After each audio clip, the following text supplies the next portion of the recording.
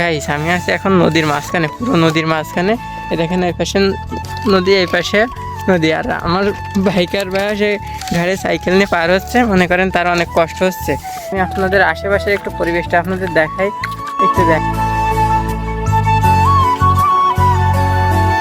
Guys আমরা যে জায়গায় আইছি এই জায়গাটা মনে করেন বহু ওই ছবিতে আঁকা গ্রামের দৃশ্য যেমন ঠিক তেমনই। গাইস আমরা যে জায়গাতে যাচ্ছি মনে করেন এই জায়গাটা প্রচুর পরিমাণে তাপ, কিন্তু তাপটা সাধারণভাবে আমাদের গায়ে লাগতেছে না, কারণ এখানে আবার প্রচুর পরিমাণে বাতাস, যে জন্য তাপ মনে হচ্ছে না। সো গাইস আমরা কথা বলতে বলতে চলে আসছি কিন্তু নদীর পাশে। এদিকে দেখি নদীতে প্রচুর পরিমাণে ঝড় হচ্ছে, আর সামনে এসে আমাদের ব্রিজটা, আমাদের ব্রিজ, ওরে বাপরে। আপনাদের আমি একটা জিনিস দেখাই, একটা গাছ দেখাই, মনে করেন সুলভন একটা প্রবাদ আছে, আমি একটু পরে বলতেছি, আগে আপনাদের গাছটা দেখাই। এই যে বাঘে ধরে বলো, কিন্তু সুলভন দিয়ে টানলে সেটা বেকায়দা। আসসালামু আলাইকুম গাইস, কেমন আছো তোমরা সকলে? আশা করি তোমরা সকলেই ভালো আছো। তো তোমাদের জন্য নিয়ে চলে আসলাম নতুন একটি ভিডিও। গাইস আজকে থেকে আমি আমার এই চ্যানেলে নিয়মিত ব্লগ ভিডিও এবং ফানি ভিডিও আপলোড দেওয়ার চেষ্টা করব। গাইস এইটা আমার ফার্স্ট ভিডিও, ব্লগ ভিডিও। আজকে আপনাদের দেখাবো আজকের এই সুন্দর ওয়েদারটা। আপনাদের এই সুন্দর ওয়েদারে আমরা কোথায় গেলাম এবং কি কি করলাম সব থাকছে এই ব্লগ ভিডিওতে। তো চলুন আর বেশি কথা না বলে ব্লগ ভিডিওটা শুরু করা যাক। গাইস আজকে মূলত কারেন্ট ছিল না, এই জন্য ভাবলাম বাসার বাইরে যাই, বাইরে গিয়ে কোথাও একটা ঘুরে আসি এবং একটা ভিডিও তৈরি করে আসি। এবং বাসা থেকে যখন বের হলাম তখন দেখলাম যে বাইরে একটা সুন্দর ওয়েদার রয়েছে, তাই ভাবলাম এই ওয়েদারে কোথাও থেকে ঘুরে আসি। তাই ঘুরতে যাওয়ার জন্য আমি আর একজন চলে আসলাম সাইকেল নিয়ে। ভাই প্রথমে এসেই দেখতে পেলাম আকাশের এই সুন্দর দৃশ্যটা। ভাই আজকের দিনটা ছিল রোজ্জ্বল দিন এবং আকাশে দেখি সাদা সাদা মেঘ ভেসে বেড়াচ্ছে, এক কথায় অসাধারণ লাগছিল আজকে এই আকাশটা। ভাই এরপরে চলে আসলাম আরো ফাঁকা জায়গায়, যেখান থেকে আরো ক্লিয়ার ভাবে পুরো আকাশটা সম্পূর্ণ দেখা যাচ্ছিল। এই সুন্দর আবহাওয়ার মধ্যে আরো যদি একটু মেঘ থাকে তাহলে তো আর কোনো কথাই নেই। তো আমি আপনাদের আশেপাশে একটু পরিবেশটা আপনাদের দেখাই, একটু দেখেন।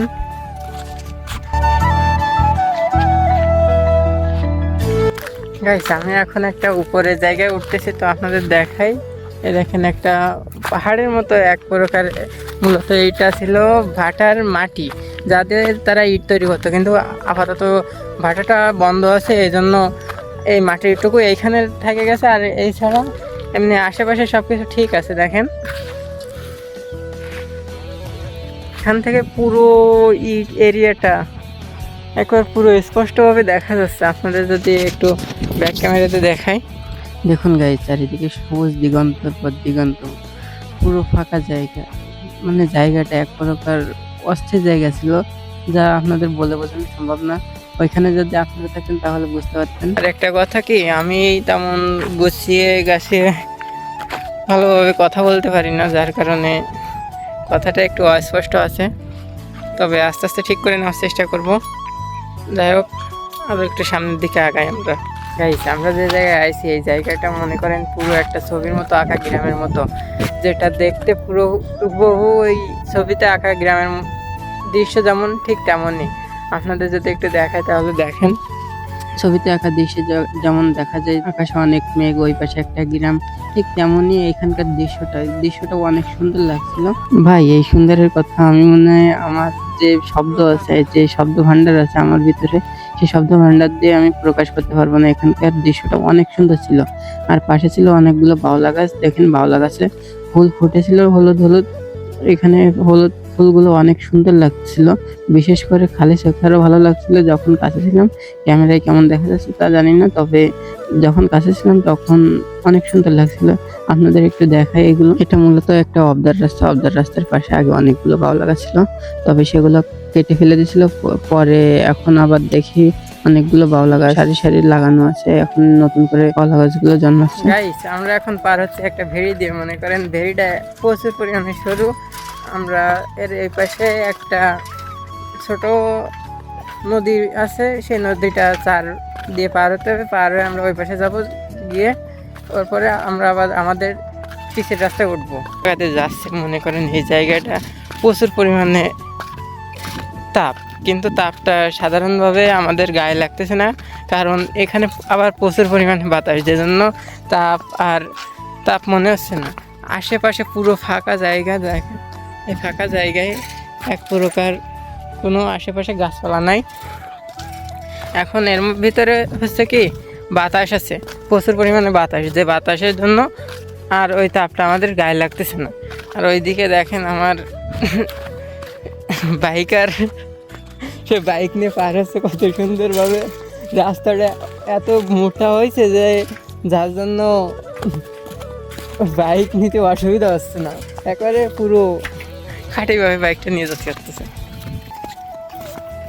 যাতে যাতে আমাদের সামনে একটা পাহাড় ভাই দেখেছে, বেকায়দা পাহাড়, যে পাহাড়ের উচ্চতা তাজিংডং আর কেওক্রাডংয়ের আড়াই দেবে।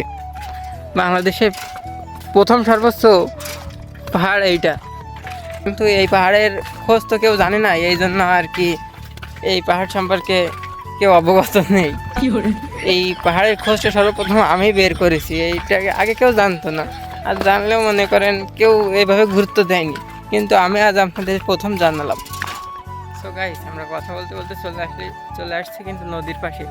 এদিকে দেখি নদীতে প্রচুর পরিমাণে ঝড় হচ্ছে, আর সামনে এসে আমাদের ব্রিজটা, মানে কি বলবো, বাঁশের তৈরি ব্রিজ, এই ব্রিজটা এখন আমাদের এই সাইকেলটা নিয়ে পার হতে হবে। দেখাই নদীটা একটু দেখেন, আর আমাদের ব্রিজ, ওরে বাপরে, এটা হচ্ছে পদ্মা সেতু, গরিবের পদ্মা সেতু আর কি, তাই না?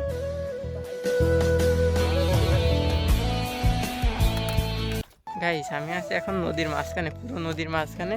এই দেখেন এই পাশে নদী, এই পাশে নদী, আর আমার বাইকার ভাই সে ঘাড়ে সাইকেল নিয়ে পার হচ্ছে, মনে করেন তার অনেক কষ্ট হচ্ছে, তাই সে আর কি বলতে পারতেছে না। আর এদিকে চারের যে অবস্থা, সে অবস্থা তো আপনাদের এই জায়গায় না আসলে বুঝতে পারবেন না। আর এদিকে ভয়ে ভয়ে আসছি যে ফোনটা যেন না পড়ে যায়। আপনাদের আমি একটা জিনিস দেখাই, একটা গাছ দেখাই, মনে করেন সুলভন একটা প্রবাদ আছে, আমি একটু পরে বলতেছি, আগে আপনাদের গাছটা দেখাই। এই যে এটা মূলত কি গাছ, এটা কেওড়া গাছ, আর এর পাশে আছে সুলভন। একটা প্রবাদ আছে যে বাঘে ধরে ধরে ভালো, কিন্তু সুলভন দিয়ে টানলে সেটা বেকায়দা। কারণ মনে করেন বাঘ যেভাবে আপনারে ধরেছে তাতে কোনো অসুবিধা নেই, কিন্তু সুলভনের যে উছলো দেখেন, এই যে উছলো জায়গা, এর উপর দিয়ে যদি টানা হয় তাহলে মনে করেন বাঘে ধরায় আর কি কষ্ট, তার থেকে বেশি কষ্ট লাগে ওই জায়গায়। তো এই জন্যে মানুষ এই কথাটা বলে যে বাঘে ধরে ভালো, কিন্তু সুলভন দিয়ে টানলে ওইটা বেকায়দা।